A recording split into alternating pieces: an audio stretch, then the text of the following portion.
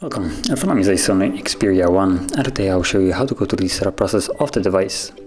So in the first step, when you boot up the device for the first time, you will have the choice to select your desired language. So for me it's already selected the correct one, but if you use a different language, just feel free to choose another one. From there, tap on Get Started, then Import Information, or important information. So I'm aware of important information, which you can tap on it to actually view what it is. Then I'm aware of data change and some other assume policies. So it looks like we have to agree to them all before we can actually move on. Then we have internet connection, so we can connect to either mobile or Wi-Fi, or completely skip it if you want to. For some reason it just goes to SD card. Oh, there we go. Then there is the Wi-Fi. So here you will have all the lists of Wi-Fi that you can connect to, from which you can choose your Wi-Fi and then put in a password. Now I'm gonna skip this just to save a little bit on time.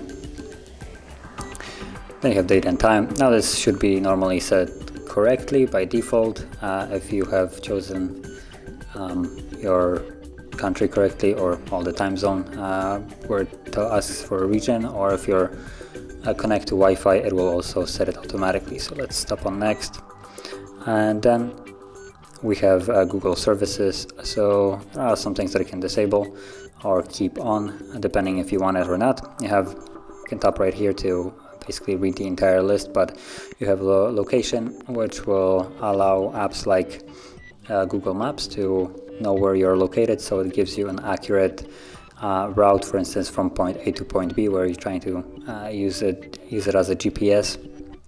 Then you have scanning, which just scans where you are. Also Google Maps uses it along with using it to kind of know where you are at the time, so it then asks you some annoying stuff like how did you like the restaurant, although I haven't seen that in a while now. And then at the bottom, the last thing you have is send user and diagnostic data. So again, it just kind of scans what you do on the device and sends it to Google so they can improve the user interface and other stuff in terms of this of like usability. Now you can disable all of them, but things, for instance, like Google, when you disable location, it will pop you up a message that it needs access to location, and you will need to turn it on. You can tap on accept here and set a screen lock. Now again, this is optional. By default it looks like it caters to PIN, but you can also change it to be pattern or password, so you can choose a different one. Now again, you can skip it right at the bottom here.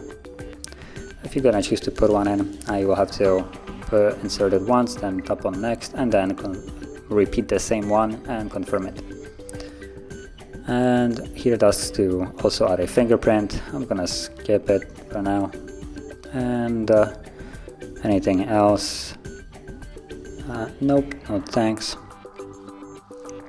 You're ready to go, so let's tap on finish, and we are now in the home screen. So that is how you would set up your device, and if you found this video helpful, don't forget to hit like, subscribe, and thanks for watching.